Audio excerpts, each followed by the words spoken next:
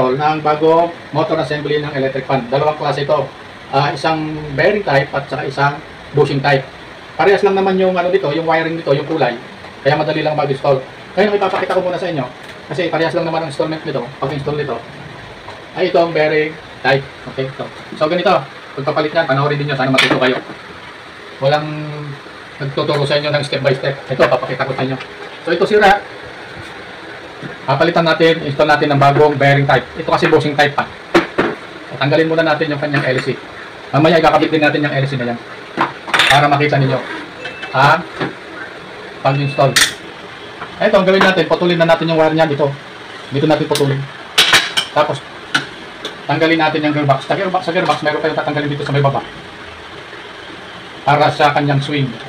Okay. Ayan, panoorin ninyo.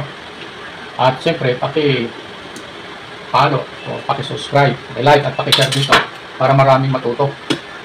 Hindi lang natin masolo. Yan, step by step ito. Pwede na kayo mag-repair pag napanood nyo to. Ha? Para pakita ko sa inyo, ano? Kasi baka may nagdududa kung talagang marunong ako mag-repair. Oo. Kasi meron dyan mga nag-blabla.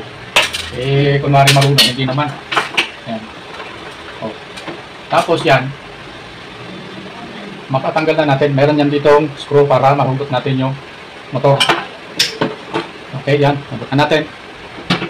Pasok natin yung bearing type. Motor assembly. Diba? Pasok na pasok. Lock natin.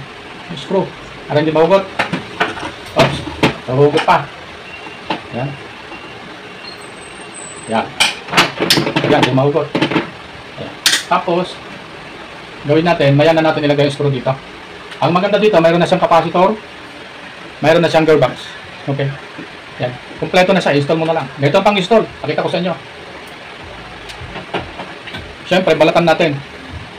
So, ang pambalat ko, ang putol ko, ay cutter. Kasi wala pang nag-sponsor.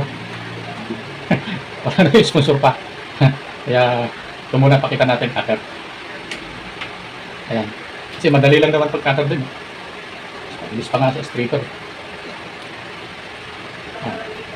Yan. Kung titignan nyo yung kulay ng wire at saka kulay nitong wire nito, pareho. O, pareho. Kaya pag tatapat-tapatin nyo na lang yung kulay coding, color coding siya. Kaya napakadaling i-install ito. Kaya marami na ang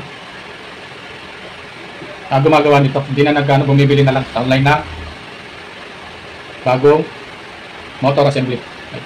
Lagay ko yung link dyan para makakita nyo kung saan makakabili ng original nito.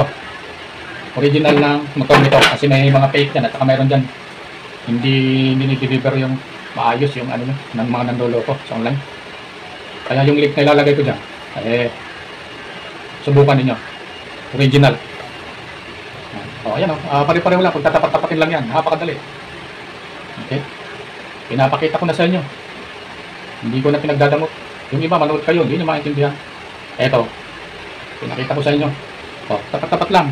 Black. Combo ng black. 1 blue, 2 white, 3 red. Tape. Nandiyan ng tape. Pagkatapos ng tape, susubukan natin kung andar. Yan. Wait lang. Para